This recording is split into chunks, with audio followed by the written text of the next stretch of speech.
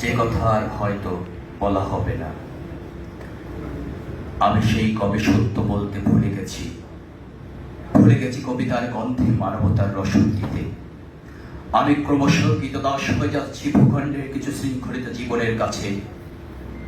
আমি ক্রমশ মানুষের কথা বলতে ভুলে যাচ্ছি অলিভের গোলামি করে করে। এ জীবন আমি চাইনি। পাখির ডানার মতো ছাপতে আকাশের ভাষায় কথা বলতে চেয়েছি আমার অধিকার। অথচ আমার নাকে এখনো গন্ধ পাই পুরনো রক্ত আর বারুদের। প্রতি রাতে নির্জনতা ভেঙে কানে আসে বুটের খটাস খটাস আওয়াজ। কারা যেন আমার মস্তিষ্কে রাইফেল তাক করে আছে। আমি গুম হতে পারি, জারি হতে পারি মৃত্যুর ফরমান। তবু আমি মিথ্যার কাছে পরাজিত, পালিয়ে বেড়ানো এক গৈরিক যাযাবর।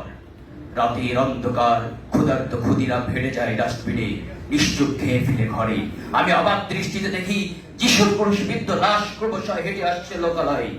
কারা যেন প্ল্যাকার্ড হাতে সেদিনের ইউনিভার্সিটির ক্যাম্পাসে রাত জেগে জেগে লিখছে চারুকলার দেয়ালে দেয়ালে মুক্তির কথা।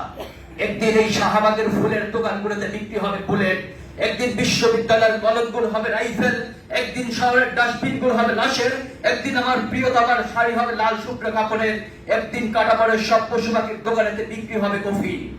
আমাকে মেরে ফেললে এই কবিতাই হবে রাষ্ট্রদ্রোহী। একদিন সব বনমালার স্লোগানে কম্পিত হবে শহর, উত্তরে উত্তরে হবে সমাবেশ। জানি এই পৃথিবী আমার জন্য স্থায়ী নয়। আমাকে হত্যা করলে আমি আবার ফিরে আসবো, মাটি হতে বীজ হয়ে অঙ্কুরিত হব। আমার মরণ নেই। ভালোবাসার প্রয়োজনে, সন্তানের সুখে দুঃখে বারবার ফিরে আসবো, মানুষের কল্যাণে, মানবতার কল্যাণে। ধন্যবাদ। বক্তব্য করবেন কবি অনামিকা ফেরদৌস। প্রস্তুত থাকবেন কবি